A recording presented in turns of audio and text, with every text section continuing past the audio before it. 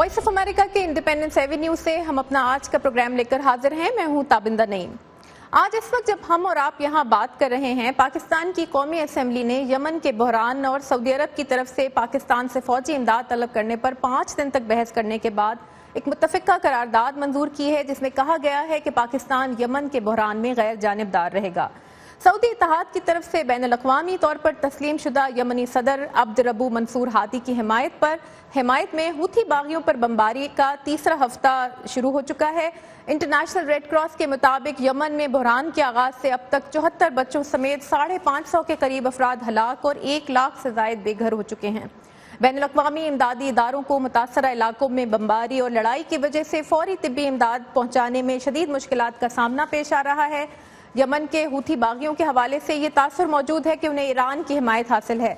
Iran इस तासुर को तस्लीम नहीं करता, लेकिन सऊदी इत्तेहाद की तरफ से हूथी बागियों के खिलाफ कार्रवाई को ईरान की तरफ से जेनोसाइड या नस्ल कशी करार दिया गया है।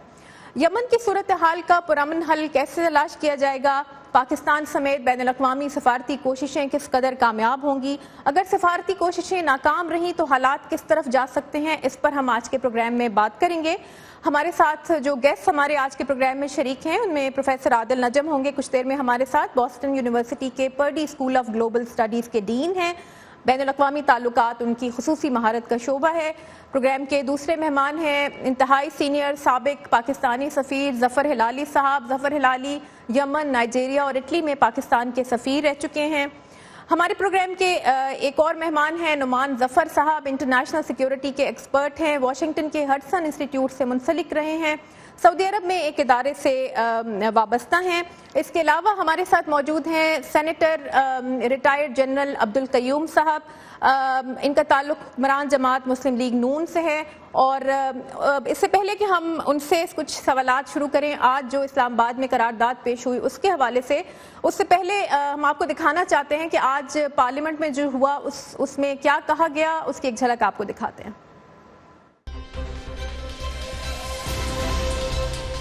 To find a peaceful resolution of the crisis while promoting the unity of Muslim Ummah in cooperation with the leaders of other Muslim countries, desires that Pakistan should maintain neutrality in the Yemen conflict so as to be able to play a proactive diplomatic role to end the crisis. Basically वही है कि जोग्राफियाई जो integrity है इसकी Saudi Arabia की या हरमैन शरीफैन जो हैं उनको किसी वक्त भी अगर खुदा न खास्ता को ख़तरा लाहक होता है, पाकिस्तान जो है अपने सऊदी भाइयों के साथ खड़ा रहेगा और जो डिप्लोमेसी है उसको should be given a chance. Iran को बहरहाल खित्ते का एक मुल्क है, उसको इन्वॉल्व तो करना पड़ेगा, जिस सतह पर भी आप करें, जिस अंदाज से भी आप करें। जो सब ने मोरलेस कहा अपनी तकरीरों में पार्लियामेंट में कि ये सेक्टेरियन कॉन्फ्लिक्ट नहीं है, लेकिन खदशा है हमें कि अगर ये चलता गया तो बन सकता है, और अगर बन जाएगा तो उसका फिर असर पूरे रीजन में होगा, इंक्लूडिंग ऑन पाकिस्तान। जी, ये कुछ बाइट्स थी आज कुछ अहम सियासी रहनुमाओं की पाकिस्तान के, जो हमने आपके सामने रखी। पहला सवाल मैं सेनेटर जनरल अब्दुल कयूम साहब आपके सामने रखना चाहूँगी। पाकिस्तान की पार्लियामेंट में आज जो करारदाद मंजूर हुई, आपके ख्याल में ये कैसा फैसला है, कितनी बड़ी डेवलपमेंट है? देखिए, मैं समझता हूँ कि ये एक बहुत ही काबिल तहसीन डेवलपमेंट है पाकिस्तान में। इसका क्रेडिट मियां नवाज शरीफ साहब या उसकी हुकूमत को ही नहीं, बल्कि सारी पॉलिटिकल क़यादत अक्रॉस द बोर्ड, जो अपोजिशन के लोग भी हैं, उन्होंने बड़ी जिम्मेदारी का सबूत दिया।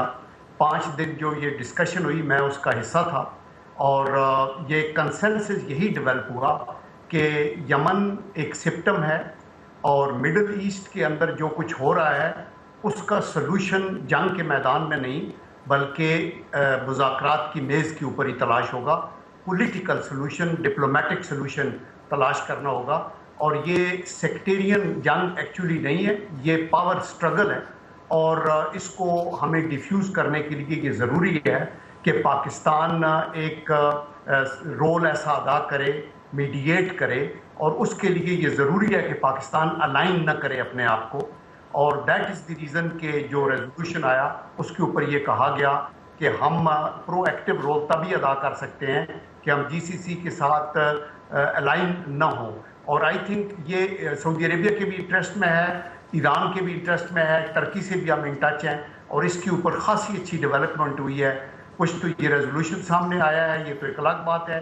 ان ایڈیشن ٹو دیٹ جو بیک ڈور ڈپلومیسی اور پس چلمن بہت سے لنکیجز ہیں وہ بھی چل رہے ہیں, اور ہم پر امید ہیں کہ انشاءاللہ یہ جنگ آگے بڑھنے کی بجائے یہاں رک جائے اور ہر ملک اپنے اندرونی مسائل کا وہ حل ڈھونڈے, اپنی ریجنل ڈومیننس کے لیے ایک دوسرے کے اوپر سبقت نہ لینے کی کوشش کرے, کیونکہ اس سے علاقے کا امن تباہ ہوگا. جو آلریڈی داعش کی موجودگی میں, عراق کی سچویشن میں, سیریا کی سچویشن کی وجہ سے وہاں ایک جو انسٹیبل سی انوائرمنٹس ہیں ان کو ختم کرنے کا, تو دیٹ از دی ریزن کہ ہم نے اپنے ریزولوشن میں یہ بھی کہا کہ یو این چارٹر کے دائرے کے اندر رہتے ہوئے اور او آئی سی کے چارٹر کے کو لیتے ہوئے ہمیں سر جوڑ کے بیٹھنا چاہیے, اور مسلمان ممالک میں اور خصوصاً مڈل ایسٹ میں یہ جو ہیجان برپا ہے اس آگ کے اوپر پانی ڈال کے اس کو یہاں ختم کیا جائے, لیسٹ یہ کہ یہ سب کو اپنے شعلوں کی لپیٹ میں لے لیں.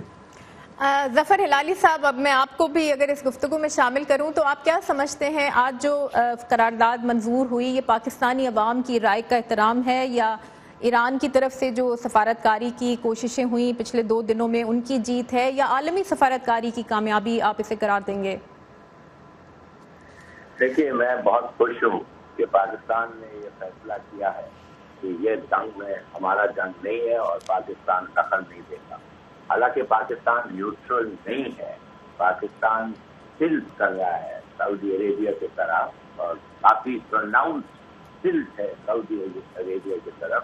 پھر بھی میں تو شکر کر رہا ہوں کہ ہماری فوج نہیں جا رہی ہے, اور قسم کی ہماری قسم کی کوئی ملٹری ہیلپ اور ملٹری ایکشن پاکستان کی طرف سے نہیں ہو رہا ہے, اس لیے کہ نہ ملٹری ایکشن یہ از دا رائٹ ریمیڈی.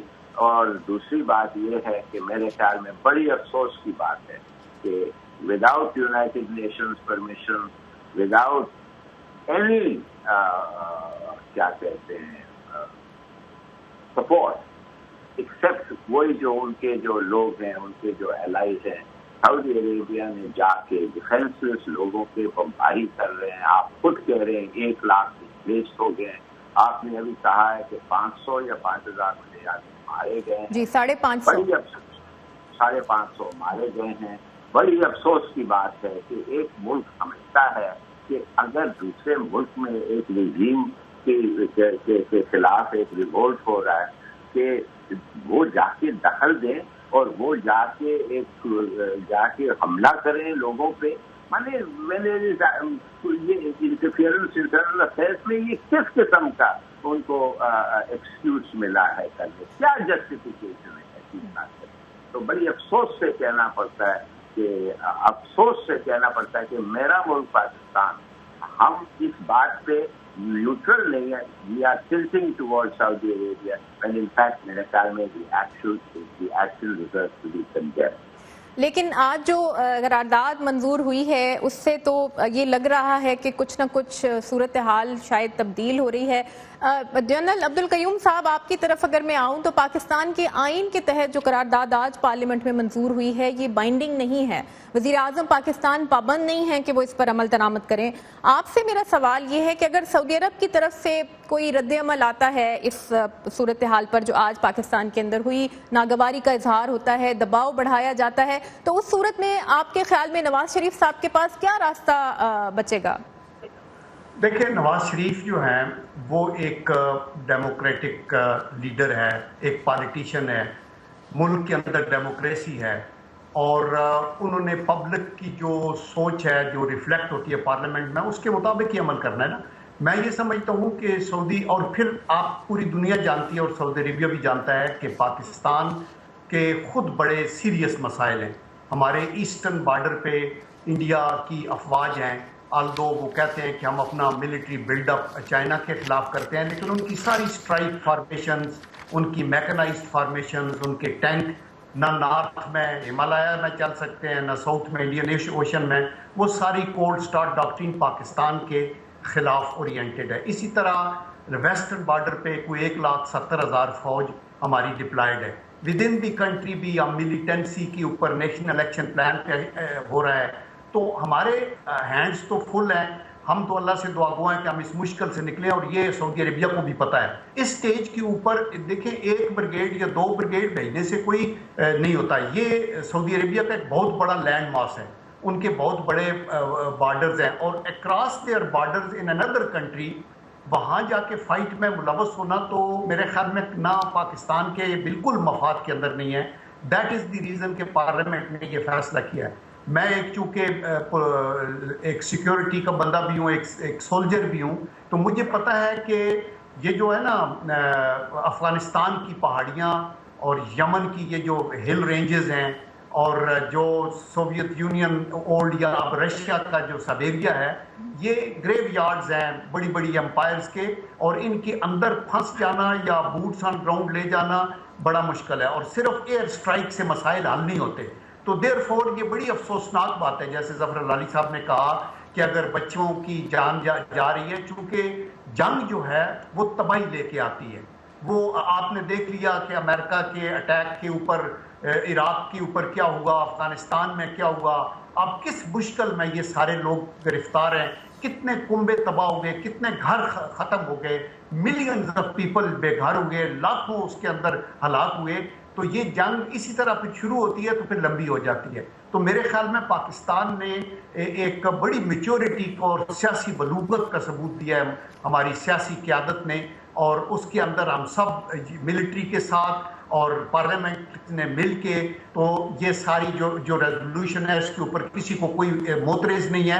اور دوسرا میں یہ بتانا چاہتا ہوں کہ سعودی عربیہ کے ساتھ ہمارا ایک ملٹری کولیبوریشن ہے, 80 سے ہمارا وہ شروع ہے. ابھی بھی آج بھی ریاض میں ہمارا ایک ہیڈ کوارٹر ہے جہاں ایک بریگیڈیئر ہوتا ہے, senior Pakistan arm forces officer, اور ہمارے کو 800-900 لوگ ہیں جو ٹریننگ کے لیے ان کے ساتھ ہیں, جو ان کو ٹریننگ وغیرہ دیتے ہیں.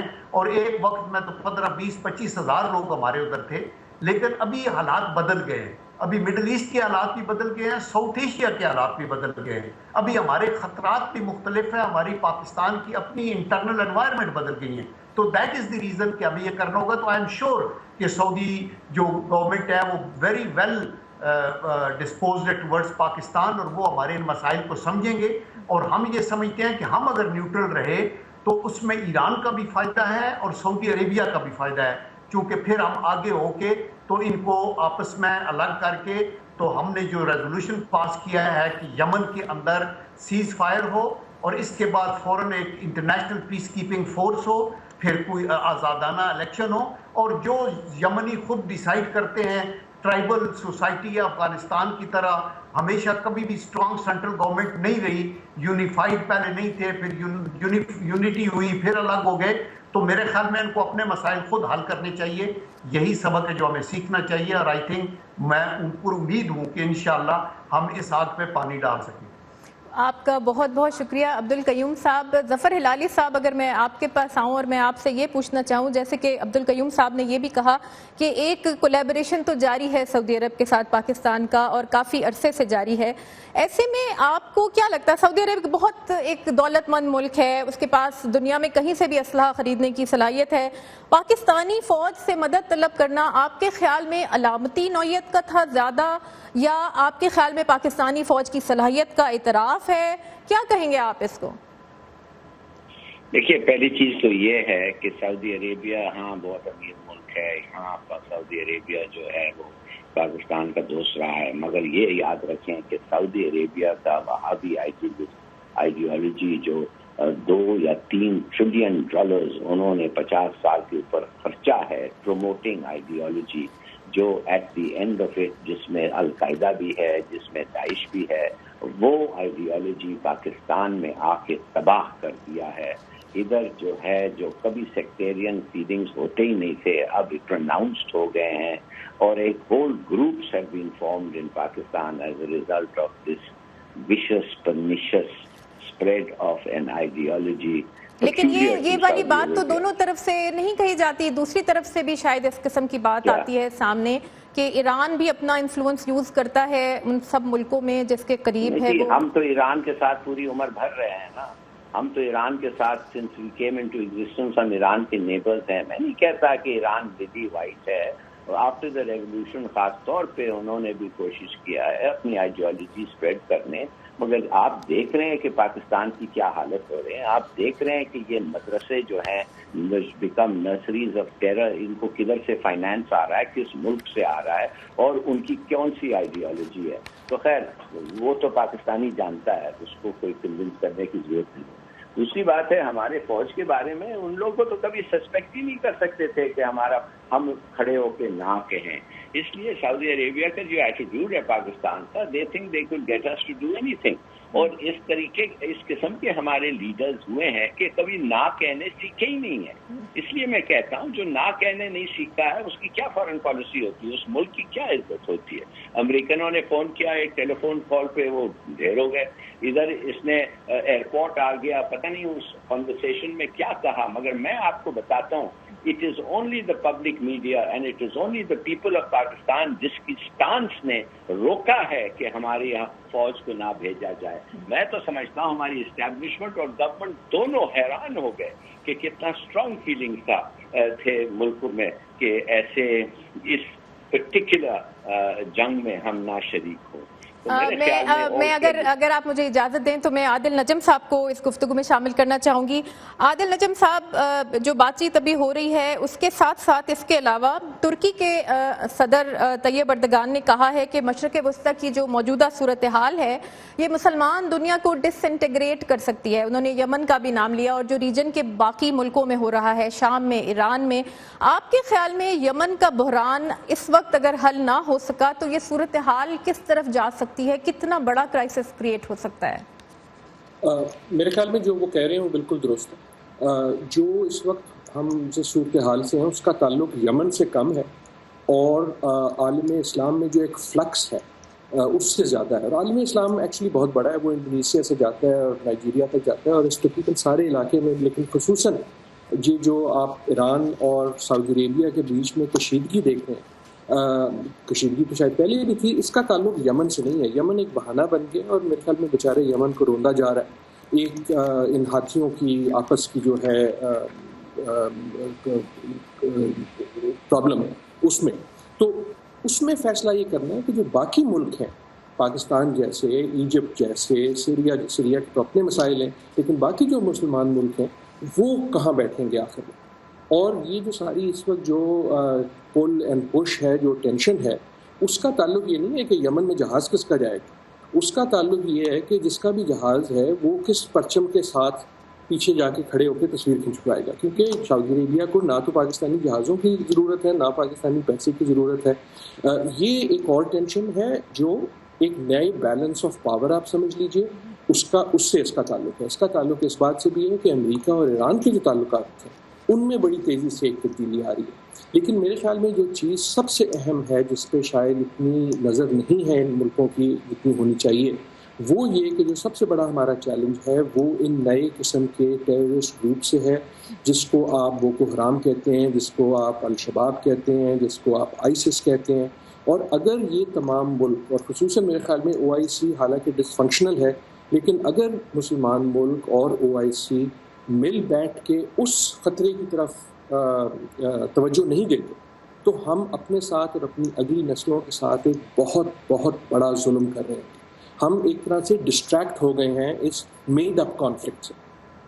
ایک کانفلکٹ جس کو آرمڈ کانفلکٹ تک پہنچنا نہیں چاہیے تھا. This is a resolvable conflict, this should have been a resolvable conflict. یہاں جو کہانی ہونی چاہیے تھی وہ یہ نہیں تھی کہ کون جو ہے وہ ایران کی سائڈ پہ ہے اور کون جو ہے وہ سعودی عربیہ کی سائڈ پہ ہے. اس وقت گفتگو یہ ہونی چاہیے تھی کہ کیا مسلمان ملکوں میں اتنا دم ہے، اتنی یونٹی ہے، اتنی انڈرسٹینڈنگ ہے کہ وہ اس مسئلے کو حل کرے.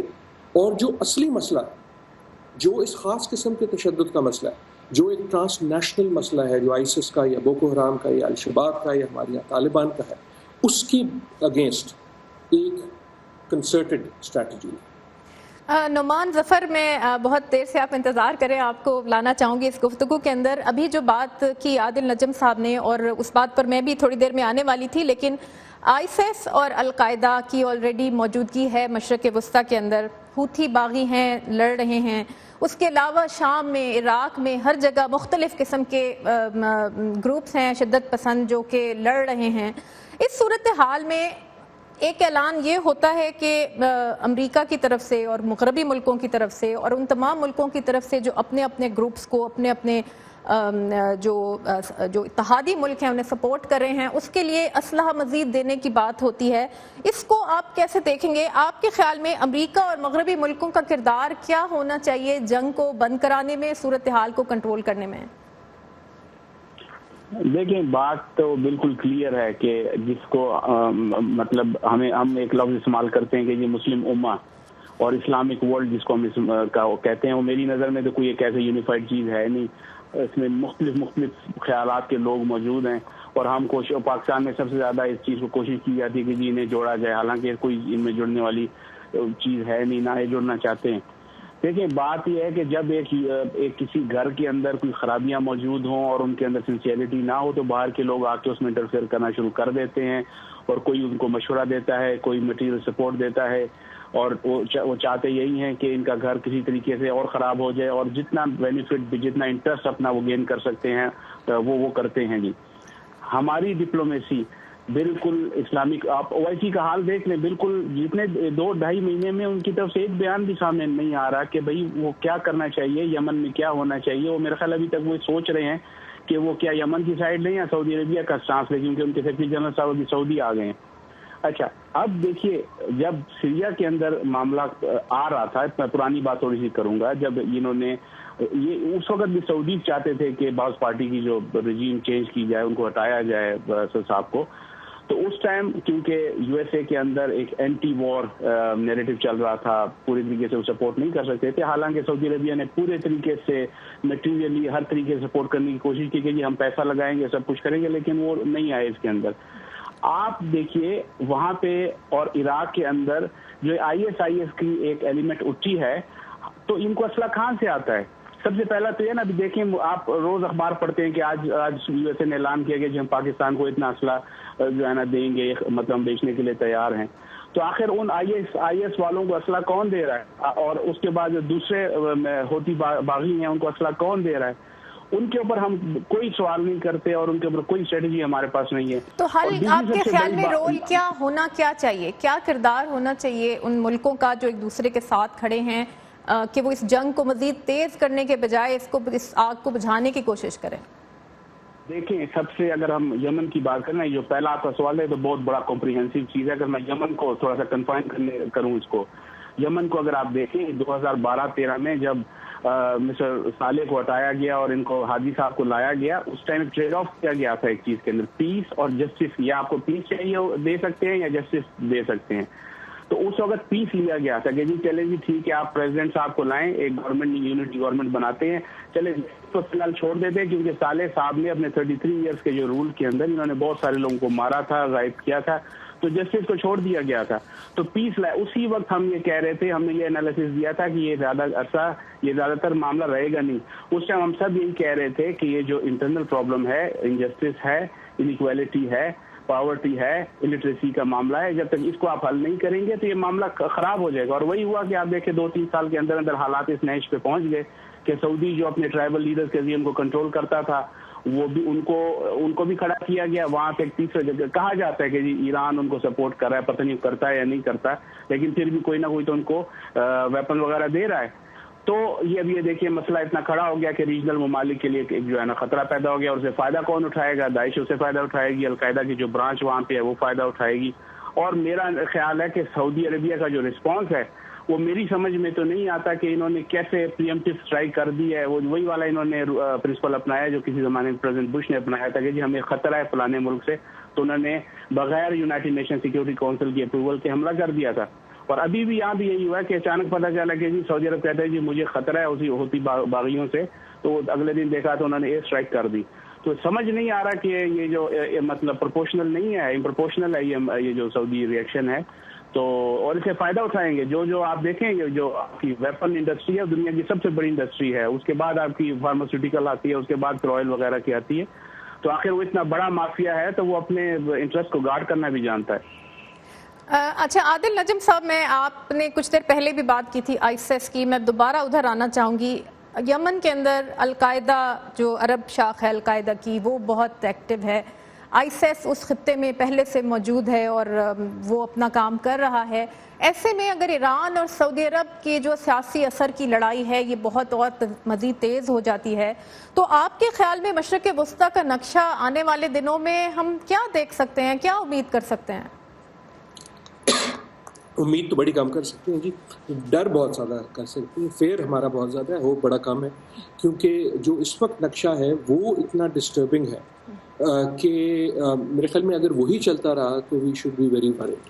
اور وہ ورڈ یہ ہے کہ ہماری اس وقت تمام ان ممالک میں, ہمارے ممالک کے ساتھ ایک اسٹیٹ کے خلاف, اسٹیٹ کے آئیڈیا کے خلاف ایک طرح سے یہ اپرائزنگ ہے. اس کا نام ہر جگہ مختلف ہے, اس کو آپ آئسس کہہ لیں, اس کو آپ القاعدہ کہہ لیں, اس کو آپ شباب کہہ لیں, اس کو آپ بوکو حرام کہہ لیں, لیکن یہ ایک اپرائزنگ ہے against the so called modern Islamic state, جو نہ تو ماڈرن ہے نہ ہی ہمیشہ فلی فنکشنلی اسٹیٹ رہی ہے. دیٹ از وائی میرے خیال میں ان ممالک کو ساتھ آنا چاہیے. اس لیے نہیں کہ ان کی بہت بڑی ہسٹری ہے یونائٹڈ ہونے کی, وہ تو نہیں ہے, وہ IC یقیناً ایک ڈسفنکشنل ادارہ ہے, لیکن may be for the first time ایک ایگزسٹینشیل تھریٹ ہے ان تمام ملکوں کو. اب تک اگر آپ کے پاس کوئی کامن تھیم ہوتی تھی ان ممالک میں کہ کوئی ایک ایسا کامن انٹرسٹ ہو جس میں تمام مسلمان ملک شامل ہو جائیں, تو وہ شاید اسرائیل ہوتی تھی, لیکن وہ بھی ایک واجبی سی نعرے کی حد تک ہوتی تھی. اس وقت آپ کے پاس ایک اصل میں کامن نہ صرف انٹرسٹ ہے بلکہ کامن تھریٹ ہے. اور اس کا سب سے بڑا ڈینجر یہ ہے کہ اس ڈسٹریکشن میں, جس کو میں ریئلی ڈسٹریکشن کہوں گا, یہ یمن بھی اس حساب سے ڈسٹریکشن ہے, برا لگتا ہے کیونکہ یقیناً لوگ مر رہے ہیں اس میں, لیکن ایک ڈسٹریکشن پیدا کر دی گئی ہے, بڑی ڈینجرس ڈسٹریکشن پیدا کر دی گئی ہے. اور ایران اور سعودی عربیہ کے بیچ میں یہ جو پاور کا اثر کا جو ایک ٹسل ہے, اس سے ایک طرح سے ہم اصلی مسئلے سے ہٹ گئے. جو ٹرکی کے پرائم منسٹر نے کہا وہ میرے خیال میں بالکل درست ہے. اس وقت لیڈرشپ میرے خیال میں آپ کو سعودی عربیہ سے نہیں آئے گی.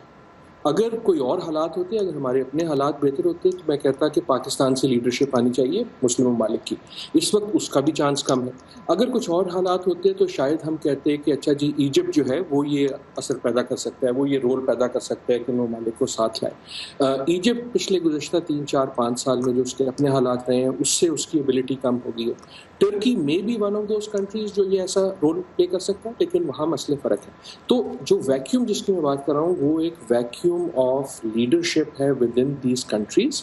اور لیڈرشپ سے حوالہ میرا یہ ہے کہ یہ جو ایگزسٹینشیل تھریٹ ہے, جس کو اس وقت کے لیے ہم ISIS کا نام لے لیتے ہیں, لیکن اس کے کئی پہلو ہیں, اس کے خلاف کھڑا ہونے والا کون ہوگا. اور کھڑا ہونے سے مطلب یہ ہے کہ ان ممالک کو کون آپس میں ساتھ لائے گا کہ بھائی جو اصلی مسئلہ ہے جس سے آپ کی اگلی نسلوں کو اصلی ڈینجر ہے, اس کی طرف کوئی تھوڑا سا غور کرو. اچھا, ہمارے پاس بالکل تھوڑا سا وقت رہ گیا ہے. ایک چھوٹا سا سوال کروں گی, جو متحدہ عرب فورس بنانے کا اعلان ہوا تھا, یہ آپ کے خیال میں سب سے زیادہ کس کے خلاف استعمال ہو سکتی ہے؟ نعمان ظفر, اگر میں آپ سے پوچھوں, میرے پاس وقت بہت کم رہ گیا ہے.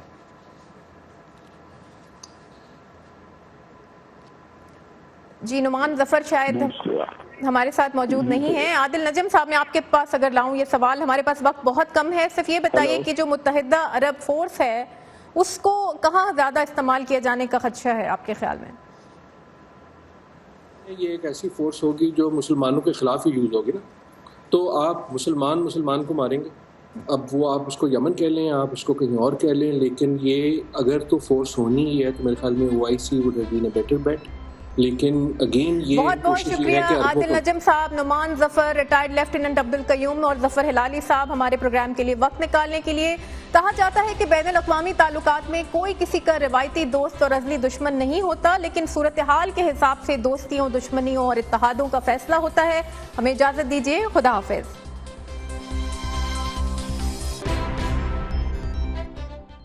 I'm Faiz Rahman from Cafe DC. This is VOA. Follow me on Twitter, Faiz Rahman VOA.